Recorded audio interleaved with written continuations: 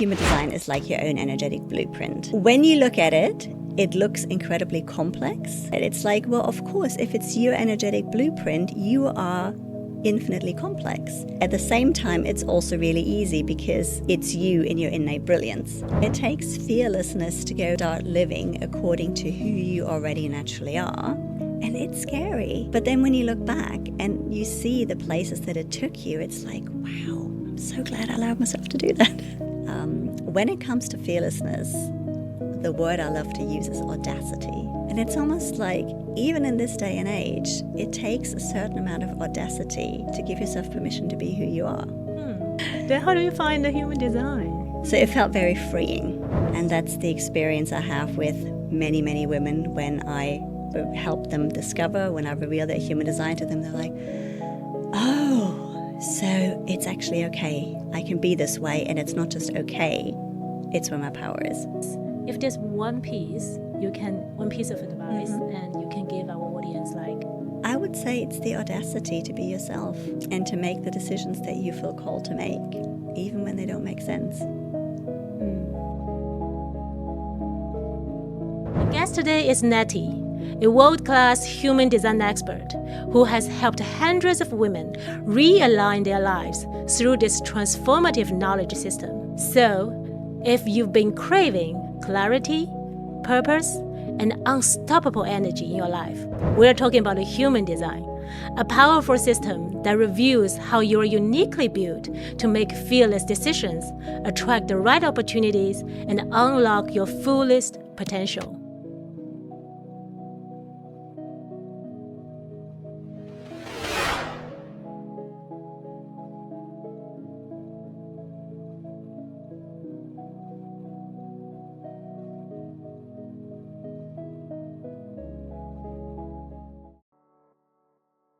So Nette, welcome to the show. I'm very excited to have you here. Thank you so much. I'm thrilled to be here. Nette, you have a fascinating journey. You started your career with hospitality industry, right? Corporate work, Yes. Successful career. But after that, you became a full-time student for art history. Yes. And then I think you started your own business. In recent years, you started to devote your career to human design, becoming a human design expert and empowering individuals, especially women, to unlock their potential using human design. Yes. So it's such a fascinating journey. So maybe start telling our audience a bit more about this journey. So looking back, which is always such a privileged place to be, I feel like I sort of lived out a lot of, how I'm supposed to be in this world when I was young and single and working in the hospitality industry. Not when I was a child, but somehow once I left that familiar place, I started finding myself bit by bit. Loved my career, loved living in different countries, experiencing different aspects of working in hotels, different careers. And then I became a parent. And it was almost like everything that I've been working so hard to achieve kind of toppled because it's this portal of transformation. And all of a sudden you find yourself like reclaiming yourself all over again. And I didn't see that coming. And it was quite challenging, actually.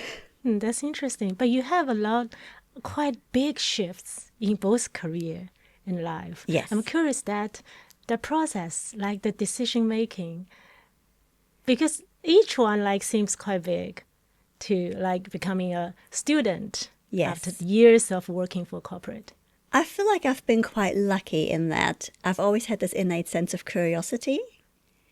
And I learned to give myself permission to follow it and to do things because I felt they were exciting, even though I didn't always know where they would lead to. So again, hotels is a very exciting career. It allows you to move. It allows you to have different experiences every day. I always wanted to study art history, but by the time I did in my late 30s, I actually had no intention to ever working in the art industry. So I just did it. And I didn't know where it was going to lead. And in hindsight, what it taught me is a lot about managing my own time, working for myself. Taught me a lot about writing and my creativity. And it was a joyful thing to do that I'm really, really proud of. So it's the journey is like give you a lot of surprises. Yes. Maybe you started with a different objective or purpose, but it just gave you a lot of, it's unfolding a lot of surprises. Yeah. Yeah. And even though I always wanted to do it, and I did it really well, it was also really hard. It wasn't hard for the first 2 years because I was still not single, but childless. But then the third year I did after I had my daughter. So I took a couple of years off and went back when she was 2. And that was hard. That was much harder than I thought. Because all of a sudden my time wasn't my own anymore in the same way. Then how do you find the human design? Is this like a gradual process, or there's like a pivotal moment? So again, what's interesting looking back is when I had my daughter, I really felt like I lost my sense of identity. And it's not that having my daughter was not also a joyful and beautiful thing, but very, very early on, it was like, oh, okay, now I have a child, now I'm a mother. All of a sudden, all of these things are expected of me. I expect a lot of things of myself. And I felt like, who am I? Who am I in all of this?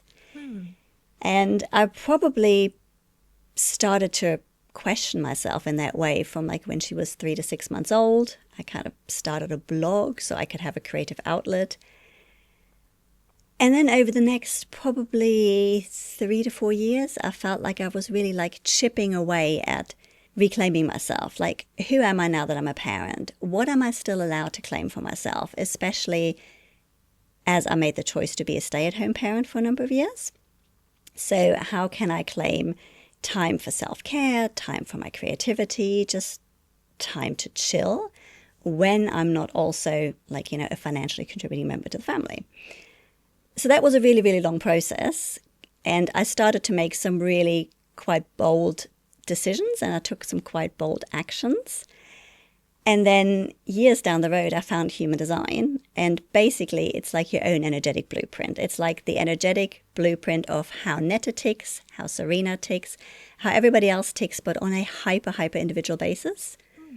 And I looked at everything that it said in my human design chart, and it was like, oh, well, it's all there. I know this about myself, but I forgot that I could have it because the messages I was picking up and the messages I had internalized weren't allowing for that space. So it felt very freeing. And that's the experience I have with many, many women when I help them discover, when I reveal their human design to them, they're like, oh, so it's actually okay. I can be this way, and it's not just okay. It's where my power is.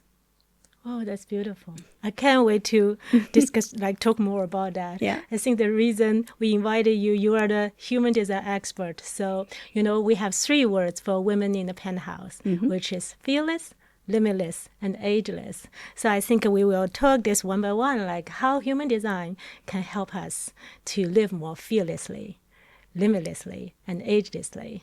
But honestly, I told you, I'm a complete beginner for human design. But I think maybe on behalf of some of our audience who may also be beginners or even didn't hear about human design. So I may ask some very basic questions. Absolutely. To you. So the first very basic question, what is human design? Can you use the maybe simplest but most powerful way to let our audience know? What is it? So the easiest way to describe it is human design is like your own energetic blueprint. It's based on a number of different principles that are overlaid. So whilst human design in and of itself hasn't been around for millennia, everything that it's based on has been. So you've got part of the chakra system, you've got part of the I Ching or the I Ching, depending on who you talk to. You've got part of astrology, and then you've got part of the Kabbalah, so the world tree part of the Kabbalah. So it's these 4 different, very intricate understandings of our energy, and they're overlaid on top of each other. And that's what makes it so powerful. When you look at it, it looks incredibly complex. And I used to feel that was maybe a bit alienating. But That's now what that I I've feel now when I that look I've at that. now that and I totally hear you on that. But now that I've actually pondered on it, it's like, well, of course, if it's your energetic blueprint, you are infinitely complex. So anything that kind of represents you in that form needs to also reflect that complexity. So I've made peace with the fact that it looks complex. At the same time, it's also really easy because it's you in your innate brilliance. So more often than not, what I do is I actually show people where they're blocking their brilliance and give them permission to stop doing the things that don't work for them. And that actually frees up a lot of energy that was previously draining that can now be used to live life in a way that's more aligned. I'm curious to know. So to someone who is devoted to Kabbalah, for example, solely, or devoted to astrology solely, what is the difference? And why do you choose human design? Well, first of all, I almost feel like it chose me. It's something that when I first looked at it, I had the same reaction that many people have and that maybe many of our listeners will have, which is, oh, this is just too complex. I can't get my head around it. I'm not going to bother. And then it kind of sort of came back another time and I was like, oh, okay, maybe I'm a little bit more curious now. And then I started to follow the path and discover it. And it was like, okay, so I've done self-development now for over 25 years. It's the most accurate thing I have found. So how is it different? It's kind of like taking 1, 2, 3, and 4 and adding them together and ending up with like 11 or infinity. Oh, interesting. So the astrology part is not, I'm a Cancer and I have a rising moon in Leo. The astrology part actually informs which pieces of the I Ching are activated at the time of your birth, and then that informs the rest of your chart. So it's got incredible depth because it draws on multiple disciplines. So can we simplify it into, explain a little bit about the core essence of the series, which can help our audience? When I studied, I was looking like, you can correct me if I'm wrong. It's first, it's about energy, like how we can align our energy, and the second, very important, is our decision making process. I found that that's two maybe pillars quite helpful. Yeah. Is it? So the easiest pieces to use as a foundation that will have the most impact is how am I meant to use my energy and how am I making decisions, like you just said. So, for example, the way I use my energy is all about like following my excitement and trusting my gut feelings. So when my gut feeling says, do X, that's for me to kind of lean into and explore and follow. It's similar for you, but you also have a different piece where you need to be attuned to your emotions and you need to be like in an emotionally calm place before you have the space to follow your gut feeling, right? Other people's energy works best when people recognize their wisdom and invite them to share it. Some people are like, the firecrackers and the trailblazers, and they just set stuff in motion, and the rest of us goes, whoa, that's cool, or maybe not. And then there are people who have this incredible wise person energy, almost like a shamanic energy. And they can actually very, very deeply feel into their environment and reflect it back to the rest of us. So those different types of energies exist sort of in different proportions in the world. So each of it has its own gift, but also because we exist, as a community, they also work together. And it's almost like you have a recipe and you need like certain ingredients in certain proportions to all make it beautiful and tasty. Yes. So there are 5 key types, right? Yes. So we talk about it's a comprehensive system. We may not talk into very details, but can you briefly introduce maybe the keyword for each type? Okay. Or the core, yeah. So if you are someone who has this amazing power of initiation, it's kind of that trailblazer energy. And if you think of like in the past, those would have been the people who started movements, who started revolutions. Like you don't need 100 people to start revolutions, right? You just need one. Mm-hmm. And then the right people will get involved in that cause and follow along. And it's almost like that spark of initiation sets off a whole chain reaction. So it's the firecracker energy. Then you have... And that's the manifestor. That's the manifestor.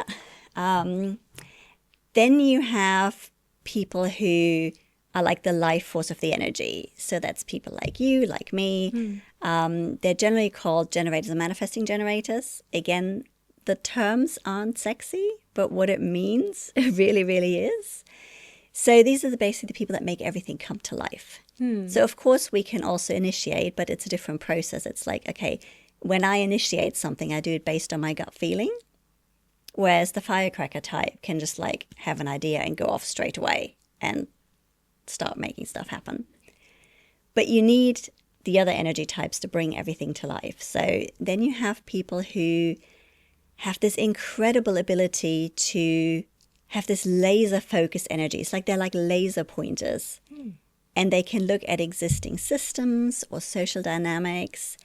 And it's almost like they're like a tiny level removed and they can really see what's not working. And not only can they see what's not working, they can also tell you how it needs to be fixed. Now, of course, they can't tell you how everything needs to be fixed, but what pertains to like their area of interest and their passions, they will have this absolute laser pointer focus. And that's the projectors. projector. Yeah, projectors. And then you have the reflectors, which is the wise woman shamanic energy that I talked about earlier, which has a great amount of energetic openness and basically like absorbs the environment and reflects it back. Okay. That's the reflector. Yeah. Reflector. One thing is I'm a manifesting generator, so I may asking the question on behalf of all the audience who are also this type. So is there any individually more skewed to manifestor or more skewed to generator, or basically we are more like generator, like manifesting? So manifesting generators are basically a hybrid type. So we're kind of like part firecracker, part sunflower. So if you think of like the sunflower as like, follow your joy and you pursue what really interests you. So you kind of like turn where the sun of your desire is shining. We're kind of a hybrid of that, but it's kind of like a bit of a fireworky hybrid because we can be interested in many different things. So we've kind of got Which this... could be a pain. Sometimes. Sometimes challenging. Sometimes, yes. When you were young, like Sorry. Well, please. it's just like some societal messaging won't fit different people. Like if somebody tells people like you and me, focus only on one thing or finish what you start. Yeah, we can do it, but we'll probably be bored. Exactly. And when we're bored, then where's our fire gone? Where's that excitement gone, right? So there's a lot of societal messaging that actually doesn't work for everyone. So human design kind of shines a light on that and goes, actually, everybody says you should know who you are, or you should finish what you start, or you should listen to your gut feeling. That's true for some people, but it's not true for everyone. And then if it's not true for you and you try to follow it and it doesn't work, like what happens? You feel like a failure and you make it about you when it's actually the expectation that's not right for you. And the way you do it uniquely and naturally is correct for you. Beautiful. So now we were going to navigate the keywords. So we'll talk about the fearless first. Yeah. So from human design perspective, how do you see fear and doubt? I'm pretty sure there are women, your clients, coming to you say, I feel stuck. I have a lot of self-critic and doubt. So how can we try to understand more from human design perspective? Well, a lot of the fear that we feel, and especially as women, has to do with belonging and the fear of not fitting in. So that's where the fearlessness comes in, because when you actually start living according to who you already naturally are, like it takes courage. It takes fearlessness to go, you know what? I'm going to do the thing that feels right for me. It doesn't make sense to you. Maybe it doesn't even make sense to me, but I'm going to trust it. And I'm going to take that next step and I'm going to see where it takes me. And you've done that before, right? Yeah. Everyone, I know everyone who's listening has done that before, and it's scary. But then when you look back and you see the places that it took you, it's like, wow, I'm so glad I allowed myself to do that. Yeah. Yeah. And it can be tiny, tiny baby steps. Like, you know, if you are someone who's conditioned to like people please or look after everyone else first, or if you are someone who gets validation from service to others in an unhealthy way, like sometimes the tiniest step is your starting point. Like if you're overwhelmed, like taking time to sit down and have a cup of tea while it's still hot without like rushing around or fretting about your to-do list or looking at your phone. It's like a tiny step that affirms back to you, you know what? I'm important. I matter. And I matter for who I am right now and not for what I do for everyone. That's a huge distinction. It's interesting. When I look back, I think I really did the right path, but I don't know my human design. But now I know better. Like you said, maybe we are meant to be entrepreneur, right? Like, so that's why it's beautiful. Like you said, we always try to fit in, right? But we were for a long time we were told, especially women are told to fit in that environment, right? And especially to make ourselves likable. Yes. That's the word. So like you said, we can finish it, but it's not like school, like when you study mathematics, like, for example, I got a lot of headache, but we can finish, but it's just not your passion, right? You didn't feel the flow. Yeah. But yeah, so with human design, you know more, oh, maybe this is my path. It's different compared to other people. Yeah. And it's also that permission to pivot. Because again, a lot of the messaging we sometimes get is, okay, well, you choose your path and then you stick to it. But what if like that part of your path has served you in the way that it was supposed to serve you, and now it's time for something else? So another thing that happened at the time I found human design, it was in 2020, it was in the pandemic. And I was previously running a product-based business that I loved. And the sales model of this product-based business was very much face-to-face. So we are talking events, markets, festivals. Of course, all of that stopped in 2020. So the first 3 months you go along and it's like, okay, well, it's just like a few months, it'll be fine. And then, the end of the year rolls around. It's like, oh, you know what? This stuff isn't going away. This isn't stopping. And my business isn't working because I'm not doing it in the way that I found fun. Like, I didn't find it fun to be online, in front of a laptop screen, showing people my products and trying to be excited about it. It wasn't fun, and therefore it didn't work, and I wasn't having the success I had before. But I had a lot of stories in my head around, well, I've not run this business for that long, and I was supposed, in air quotes, to do it for 5 years, and I've only done it for X. And it was really difficult not to feel like I had failed. And it was when I found human design and I learned that it's actually okay for me to pursue multiple passions, and that it's that kind of classic thing where, like, one door closes somewhere like a window opens, that I was able to let that go without telling myself the story that I had failed, because I hadn't failed. It was really successful while it lasted, but it wasn't successful when it was required to pivot. And through that, I found something else that I love and that makes so much sense in my body. And I'm so glad that I was able to let it go and embrace something new, even though that's scary, even though that means learning a lot of new things and, making a lot of different decisions. It gave me permission to kind of close that chapter. And I'm really grateful for that. And because you're aligned, yes, right, to your own design. Yeah, because that other business, beautiful though it was and aligned though it was for a time, it had lost its alignment. Yeah. And for a while, I was trying pretty hard to hold on to it. So back to fear and fearless. And is there any specific type who may have more fear? Ooh, that's a good question. Not necessarily.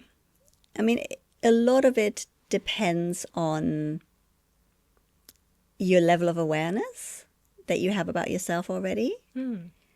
A lot of it depends on the amount of messaging that you might have picked up through, school and your family and just like being out in the world.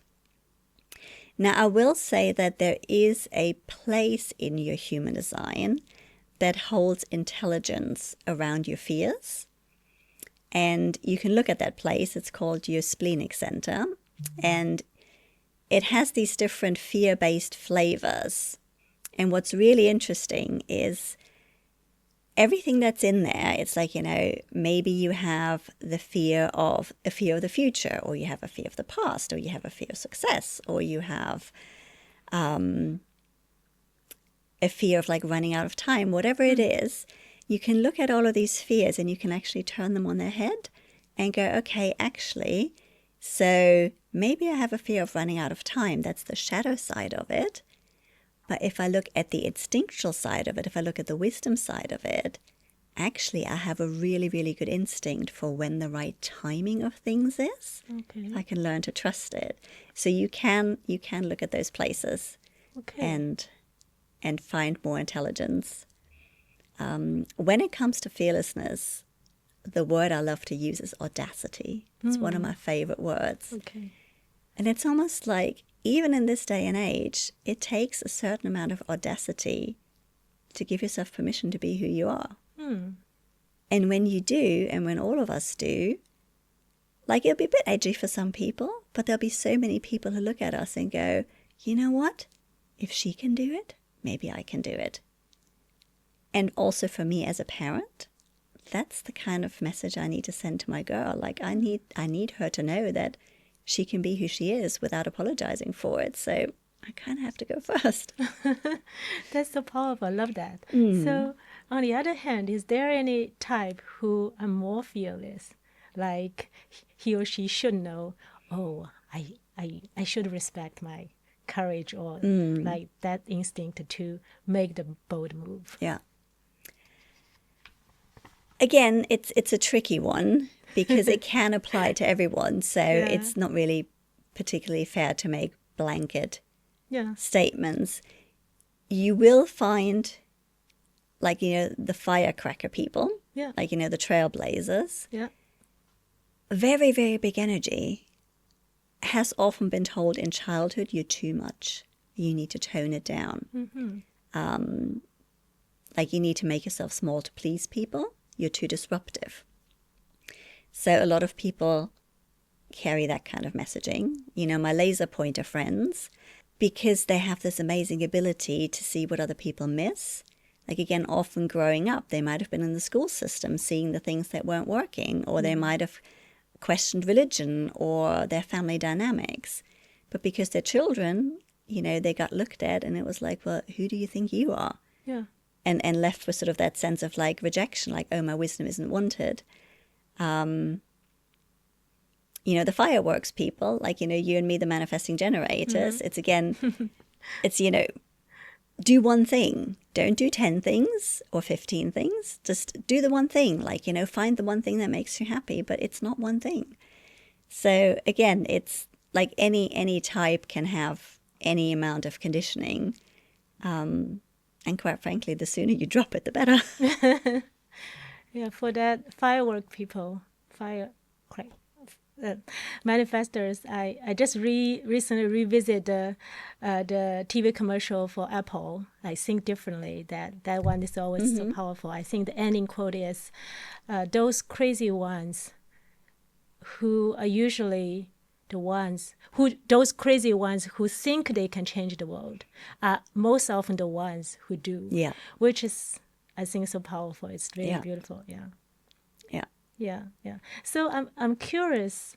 Tell us an example, like your client maybe, like before she knows about the human design. How is the shift? Like, how's the change could be, like before and after? Well, I'm gonna tell you about one of my first clients and someone that is still in my life and a very, very dear friend to me. So she's an amazing woman called Stacey, and she runs a co-working space where I live in South Devon.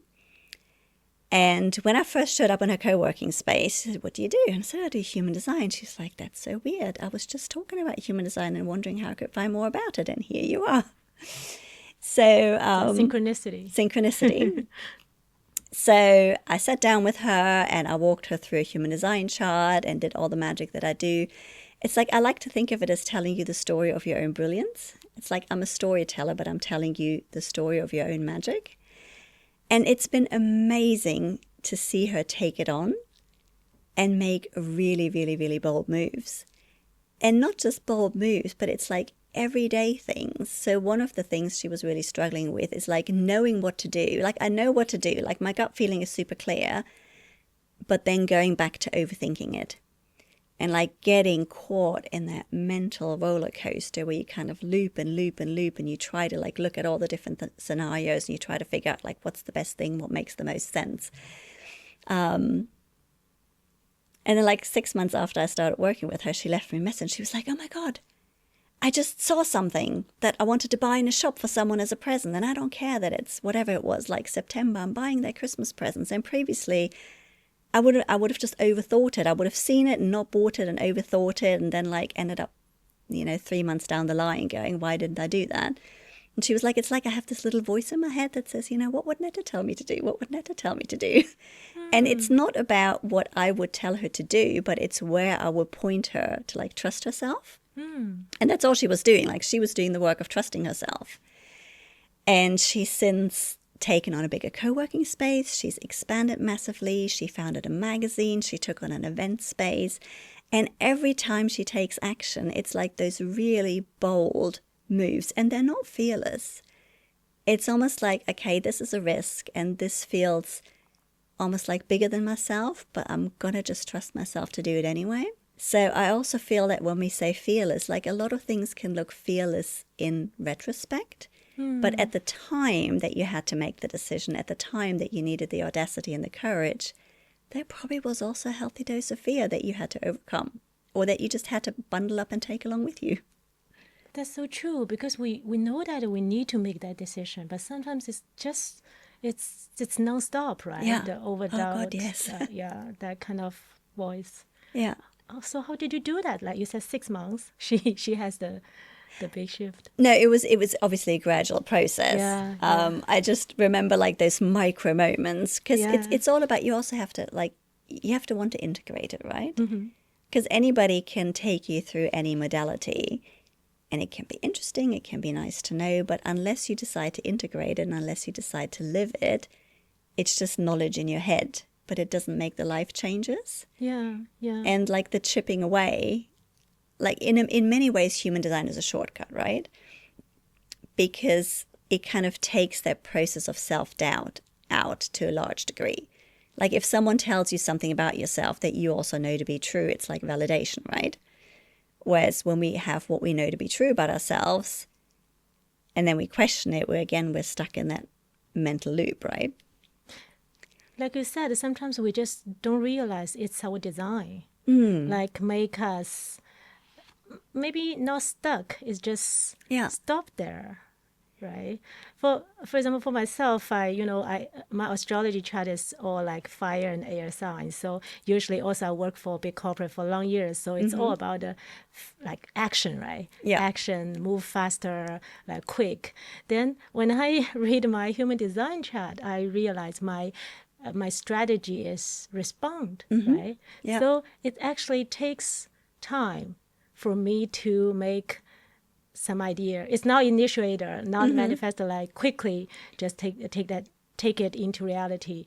But so now I realize when I look back, sometimes I feel it's stuck, but it's not. It's actually I'm doing the right thing. I'm maybe collecting more information, or there's the right timing. So now I think it makes sense. Yeah, definitely. And again, for you, the emotional piece is really important because when your emotions are super high or when your emotions are super low, it's hard to tap into that clarity.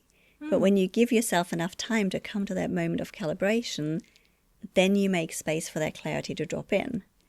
So I'm someone who can make spontaneous decisions till the cows come home, whereas for you, you're someone who's more aligned when you give yourself a bit of time to feel into it.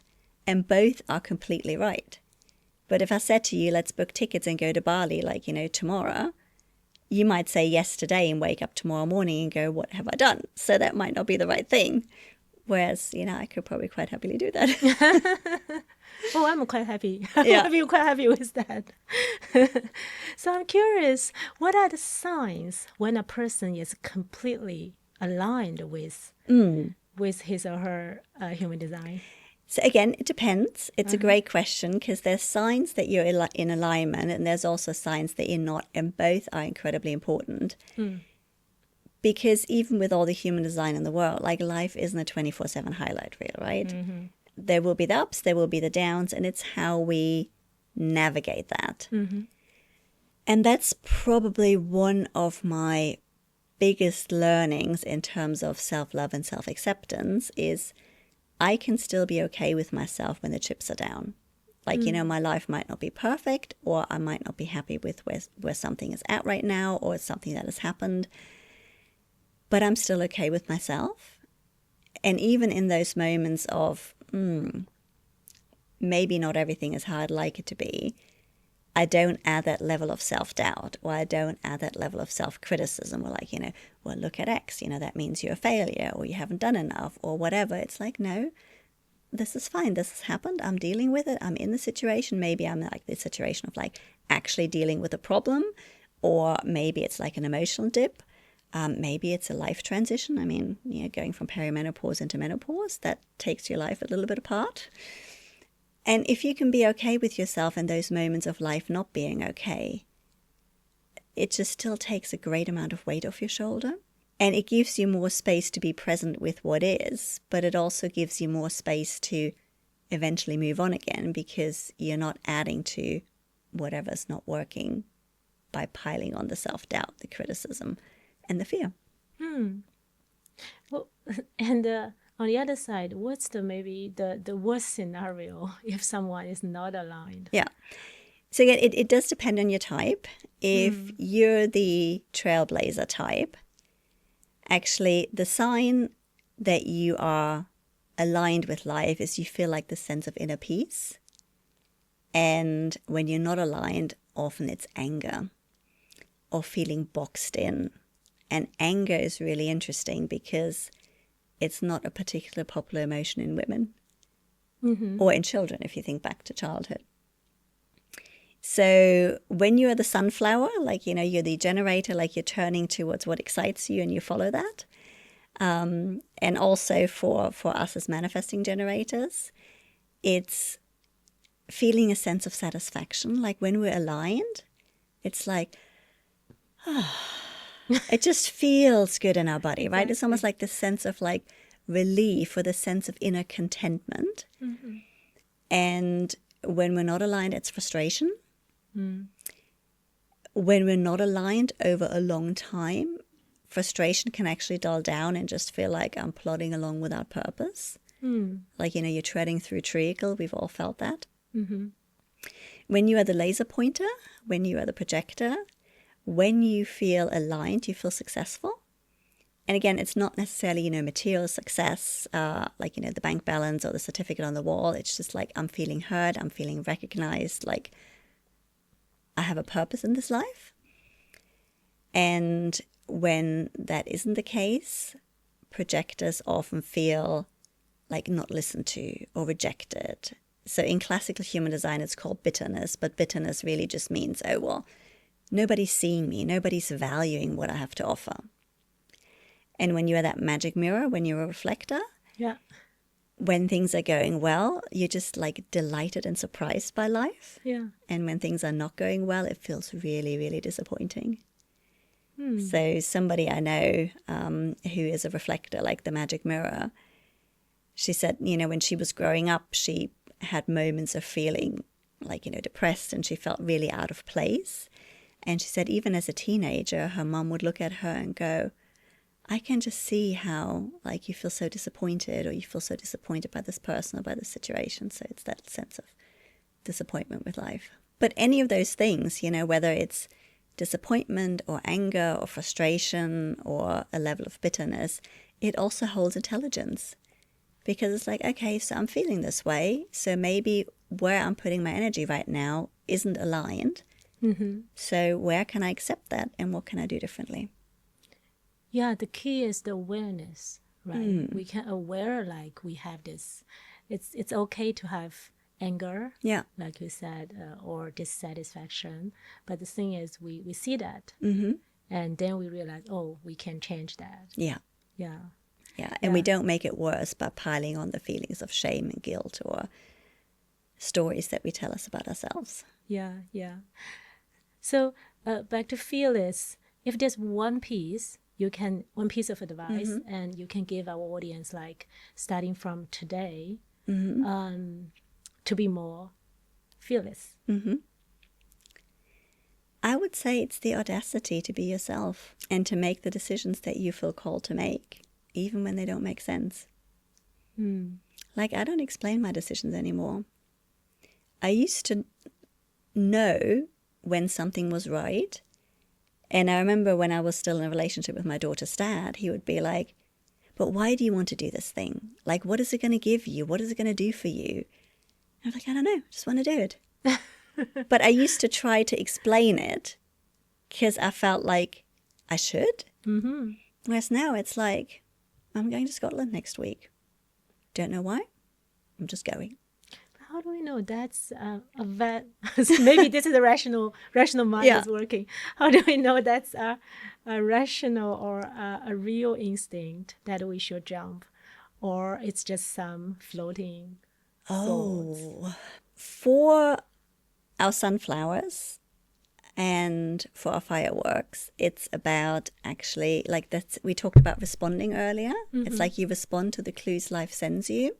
And that's like, you know, when something drops in and you're not entirely sure, you just kind of wait for the signs. So I'll give you an example about this trip to Scotland. So, example would be better. So I was, together with my daughter, I was supposed to go to Romania last summer to go to a friend's 60th birthday.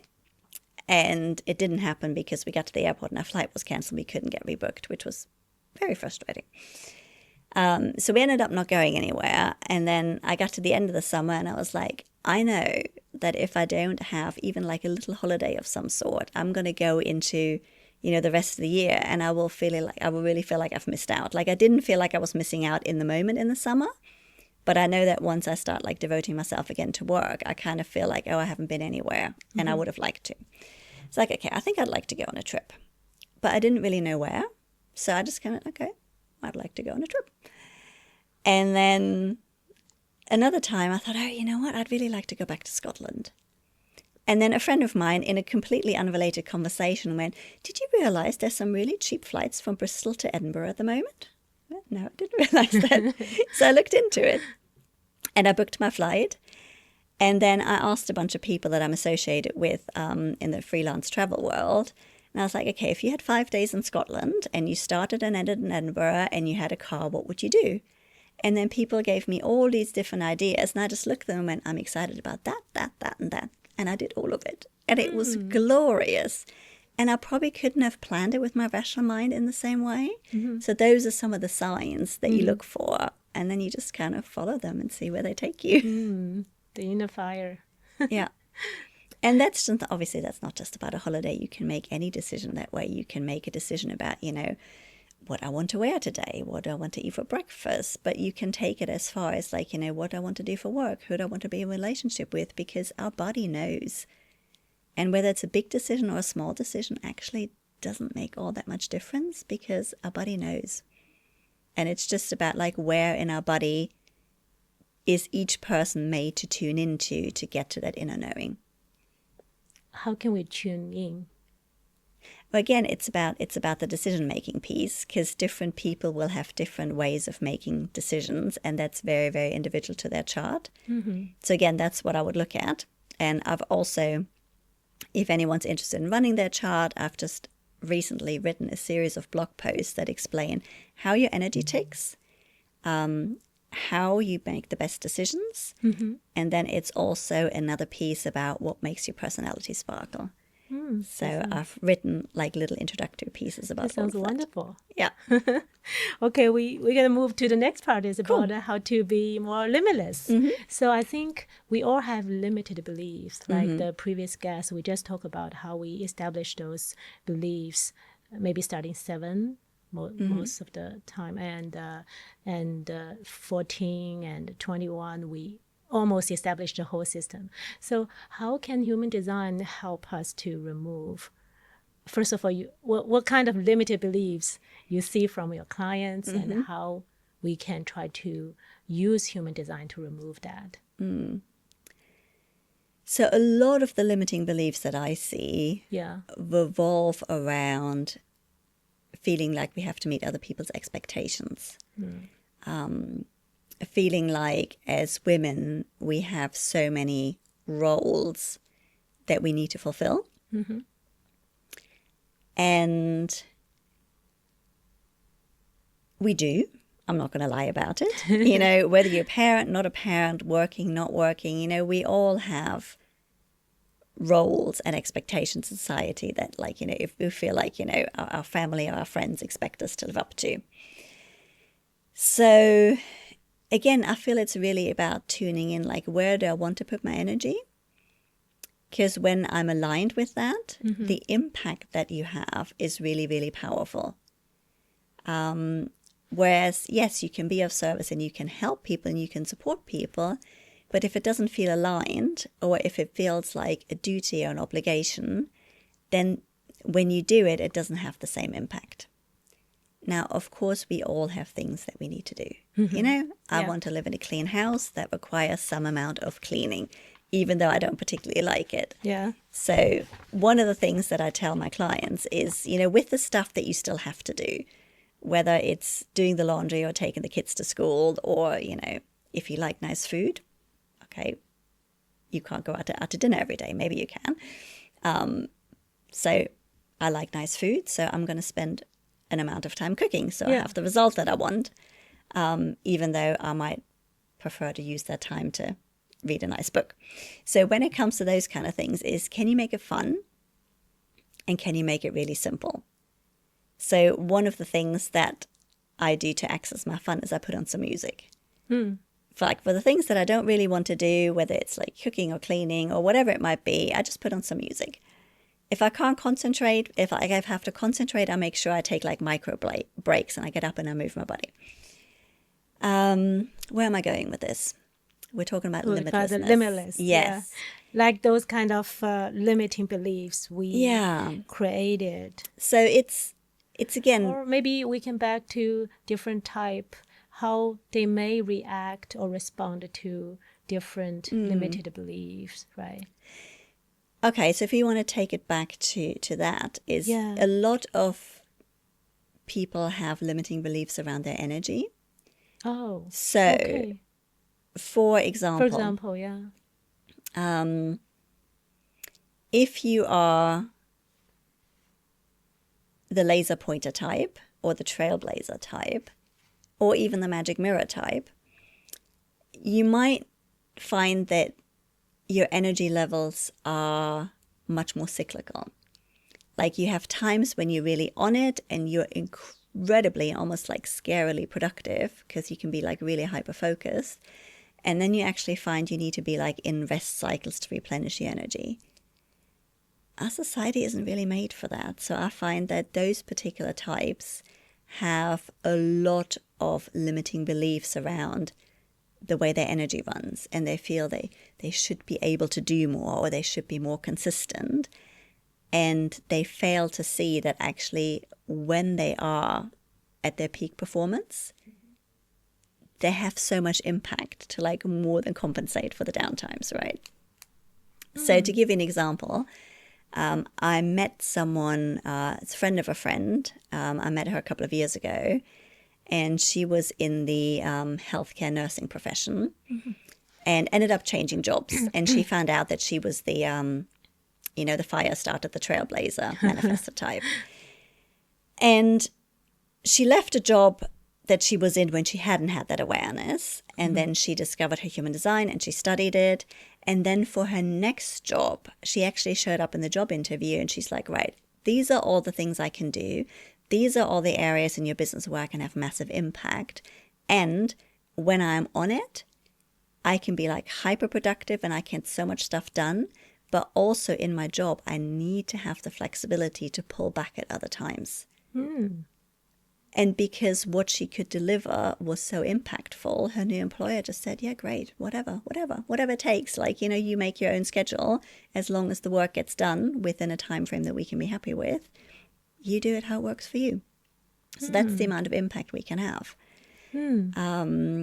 When you are more of a, firework or sunflower type, yes, we say that like we're the life force energy, the generators are manifesting generators.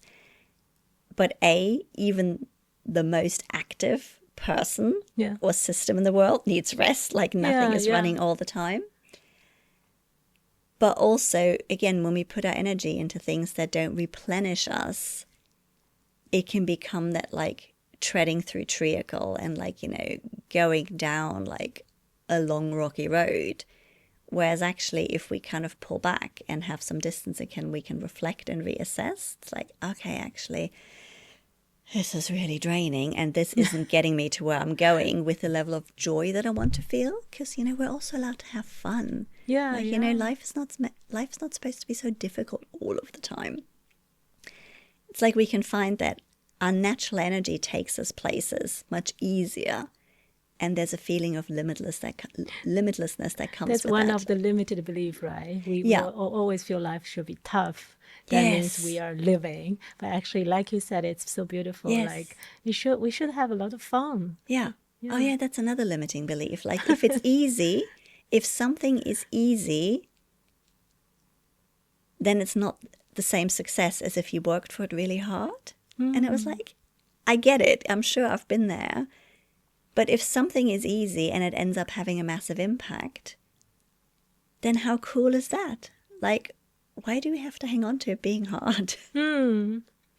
Yeah, that's when we align our energy. Yeah. Like everything just flows, right?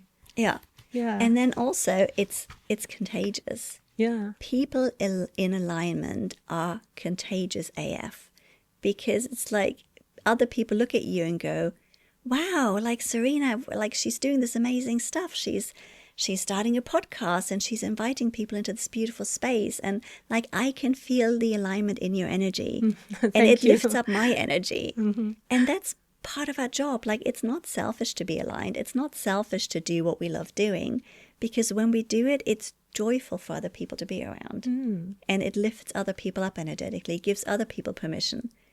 Like I talked about my friend Stacey with the co-working space earlier.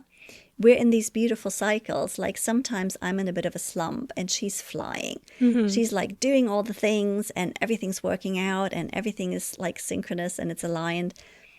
And I just look at her and go, thank you. Thank you for doing your thing, because you're reminding me that I'm coming back around to that cycle. And it's the same thing. Like, when I'm flying high and everything is great and opportunities are falling into my lap, and she's a bit off, she's like, yeah, thank you. I know. It's coming back around for me. I have faith. And that's what we do for each other, right? Yeah, that reminds me of a question. What do you think is the best mix for like team or like co-founders, like the type? I think it goes beyond the types. Okay. I think it also goes to like how does that energy tick in terms of like, where do you have consistent energy versus where you're more influenced by other people? So that's another piece. But the truth of it is, you can probably make any combination work if people are in alignment and they want to. So there's not any combination that I would look at and go, oh no, that doesn't work at all. But for sure, you can look at people working together, people in relationships, people in parenting, and you can see how one person's energy influences the other and vice versa. And sometimes it's just good to know, because it creates a level of acceptance. Like, I know, for example, my daughter hangs out in her own emotional world, to which sometimes she has very little visibility. How old is she now? She's a teenager, which in and of itself, that's a normal stage, right? But I'm like someone who picks up on people's emotionality. And I kind of feel it, and I feel it bigger. So when I'm with someone whose emotions I'm absorbing, when I have that awareness of that dynamic, then I can be less prone to be so reactive. If that makes sense. So if my daughter's like in a slump and she's like snapping like a little snapping turtle, if I take it personal and I make it about, oh, you know, she's snappy with me, or, you know, she's being disrespectful, or whatever it might be, that makes me very reactive. Whereas if I can be centered enough in myself to look at her and go, oh, okay, great, she's a teenager, this is not fun, but she doesn't know whether she's coming or she's going right now, I can have a lot more compassion. That's so true. Yeah, but it's because I know that dynamic. If I didn't know that dynamic, or if I didn't know what I know about parenting teenagers from someone I'm collaborating with, I would be much less resourced to deal with it. And when, I'll be very honest, when I'm tired, I'm still less resourced to deal with it. But at least I know it, right? Yeah. At least you practice more and learn more from that process.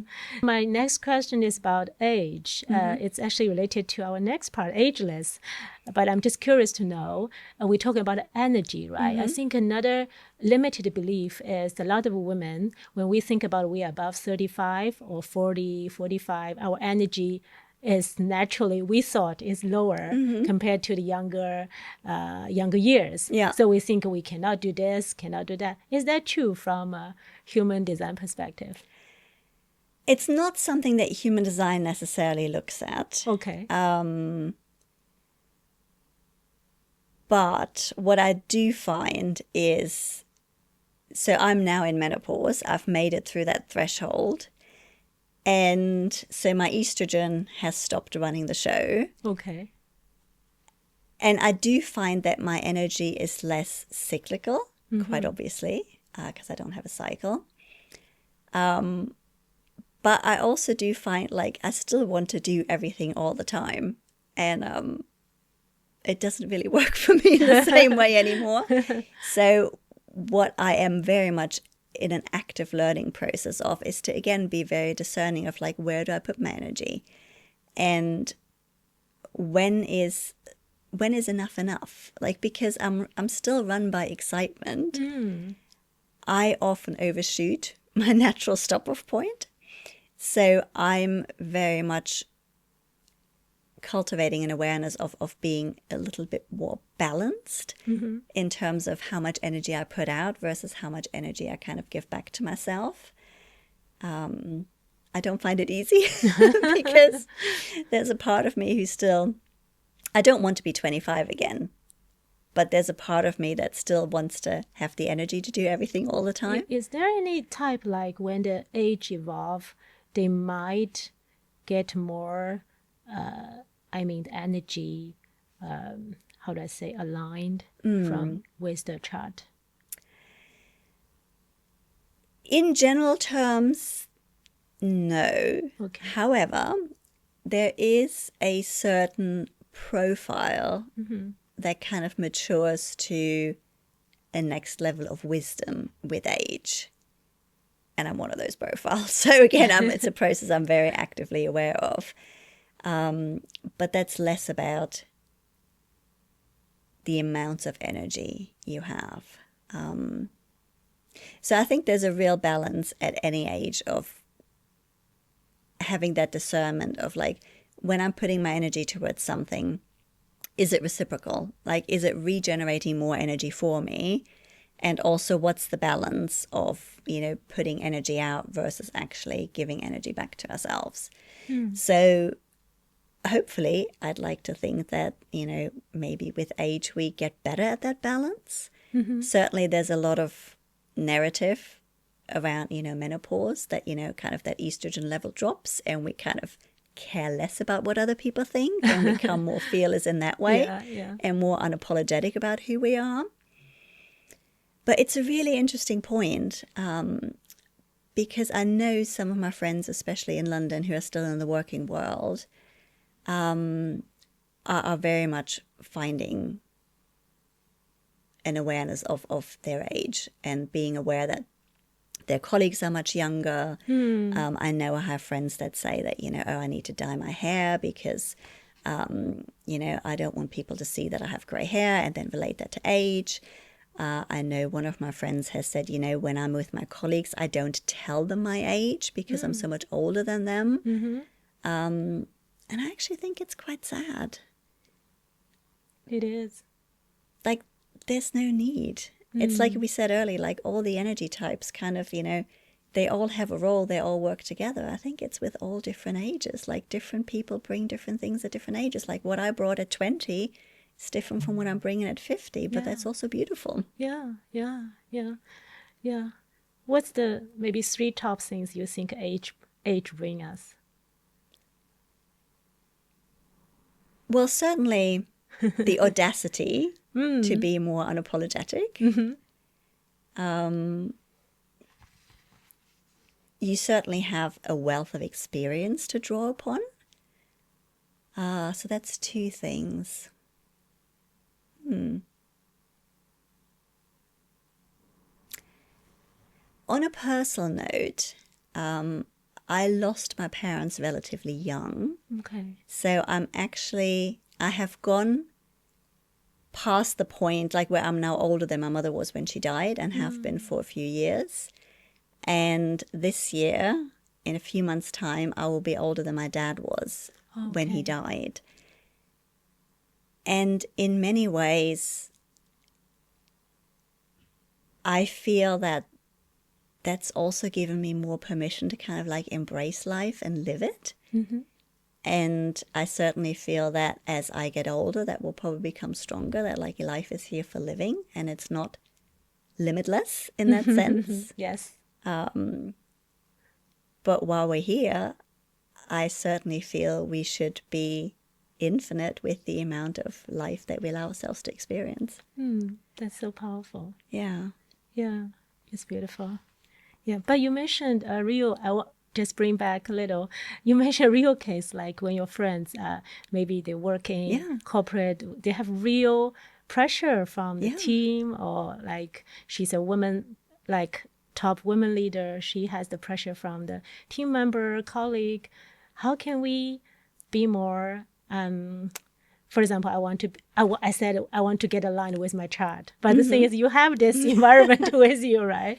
So for that kind of, maybe if someone come to you today, I say, Nette, I met this, I was in this, I had to handle my client. But how can I use like understanding more about my energy, my human design to help me navigate a corporate life or a natural social environment?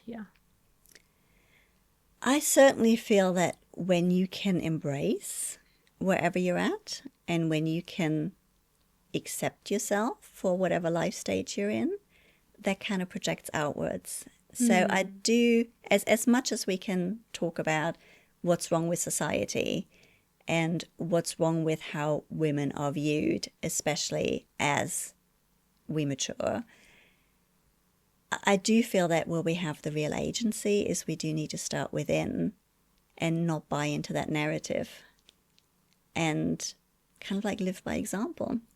Like if I'm living my best life at 50, hopefully that's inspirational. And I'd like to think that I'll be living my best life at 60 and 70. Now, what best looks like is relative, right? Because we also make life choices. So am I living my best life? Yes. Am I also being a mom of a 13-year-old and taking that responsibility serious? Yes. I mean, there'll be things that I'll do in probably, 10 years' time that I'm choosing not to do today because I've made that commitment. And that's okay. But yeah, my daughter already says that I'll be one of those women who's aging, in her words, disgracefully, which she read somewhere, which basically means women who don't follow the norm and do what they like. Oh, wow. That's interesting. So talking about parenting, you wrote this wonderful book about parenting and human design. Yes. So can you introduce a bit more about that? Yes. So I'm very proud of the book because it's one thing that happened in complete alignment. Okay. And I didn't plan on it happening. So it's called Purposeful Parenting. Mm-hmm. And Purposeful parenting. Purposeful Parenting. Okay. So it's basically, the premise of the book is, if I can understand myself through the lens of my human design and be that and live that, if I can then understand my child or my children through their unique human design, I can see where are the parallels, where are the overlaps, but also where are the differences. Where is their energy influencing mine? Where is my energy influencing theirs? When something happens, how can I look at that with more compassion and with more understanding of my child's energy?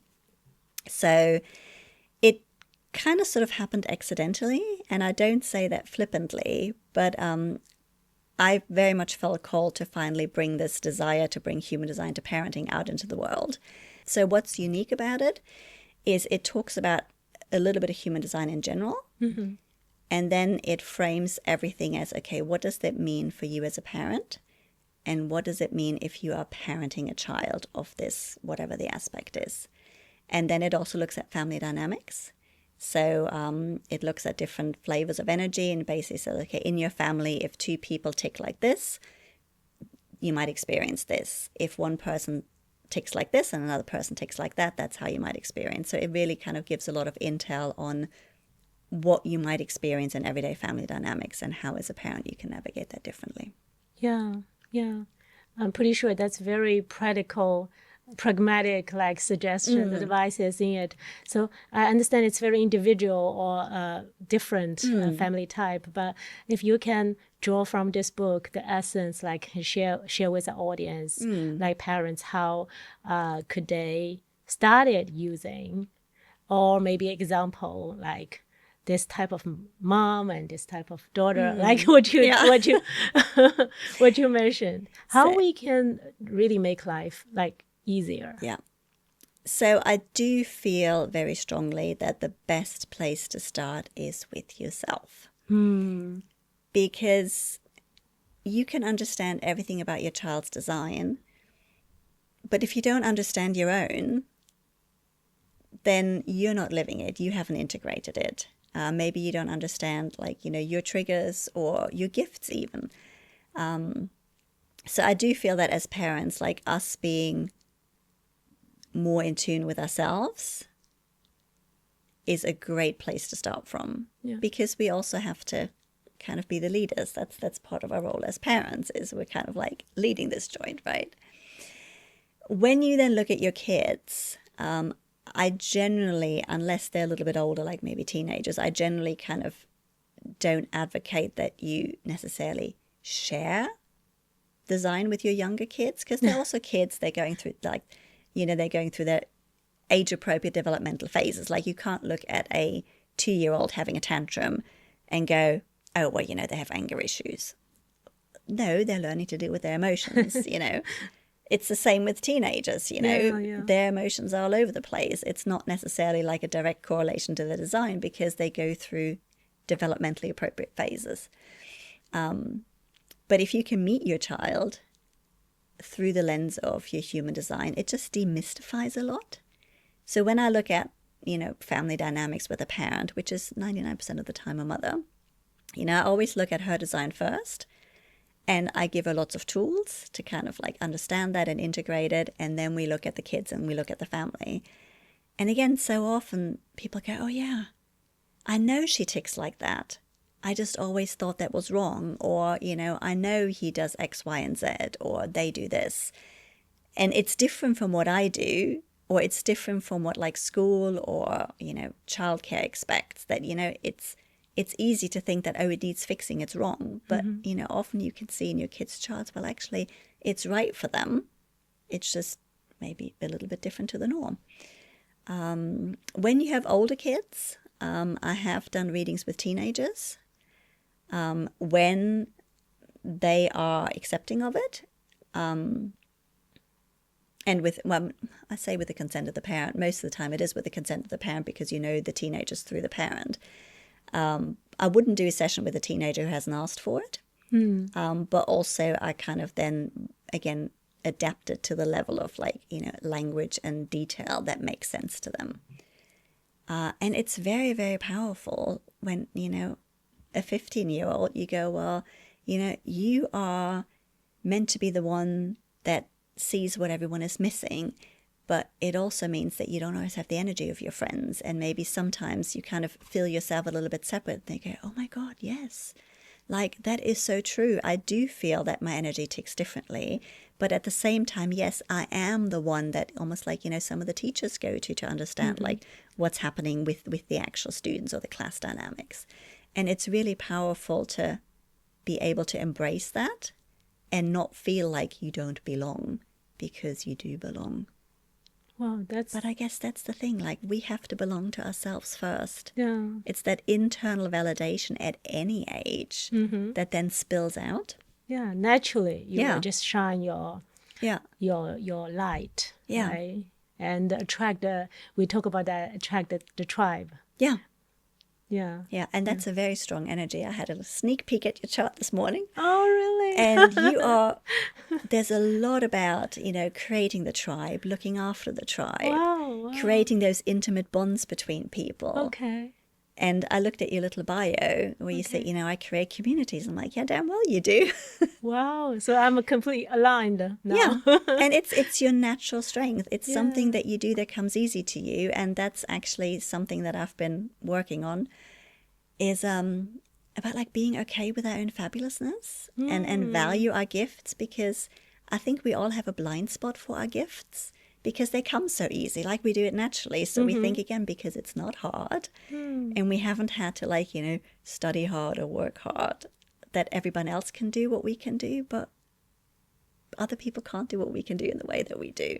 Yeah, and it's about actually, again, embracing that and appreciating it rather than going, oh yeah, it's easy, so it doesn't count. It does count. Yeah, that's so true. That's such a brilliant point. We always just undervalue like the talent or the point we have. So one thing I, during my coaching, when people teach people how to find their talent, I think one thing is something you do, you complete just 1 hour, but other people takes maybe 5 hours or even more. And you just feel it so easily. But you think you may think it's common to other people, but it's not. Yeah, that's wonderful. Okay, we'll go to the ending part. So we will play this game like time machine. Going to 10 years later. If you are writing a letter to yourself, to the 10 years later version. And what are the 3 things you want to accomplish? So I'm writing the letter now to my person in 10 years' time. Oh, that is so fun. What are the 3 things that I want her to have accomplished? One of my secret dreams is to be interviewed on Oprah.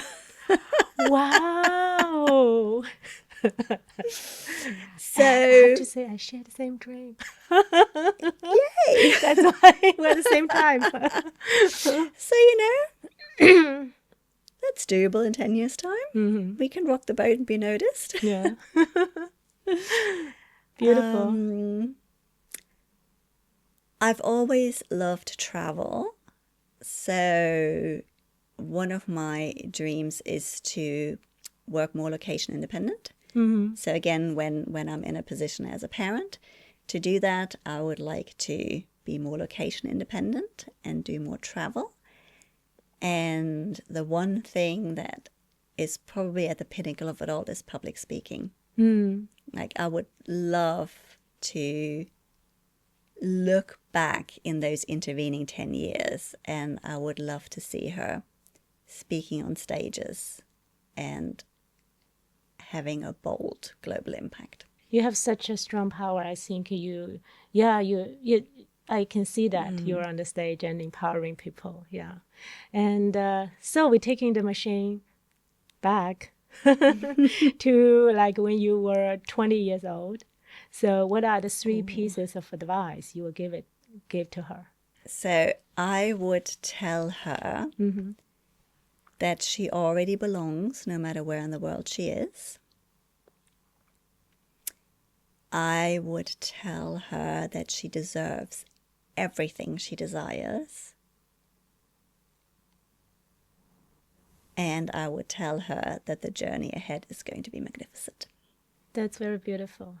And I think we definitely have a lot more to talk about human design, but you already shared so much important information. To wrap up all our the conversation, because we're talking about helping women to live more fearless, limitless, ageless. So what are the key advice, or if there's one you think you can share with our audience today? Yeah. I would say have fun with it. So if you feel called and you're curious to look up your human design chart, if you feel called to do it on my website, I've created a lot of extra resources that are available that go beyond the usual jargon that can be so alienating. But it's about having fun with it and being more playful. It's not ever about limiting yourself or putting yourself in a box. It's more like you're unwrapping the box, kind of like layer by layer, and just be curious about what you find.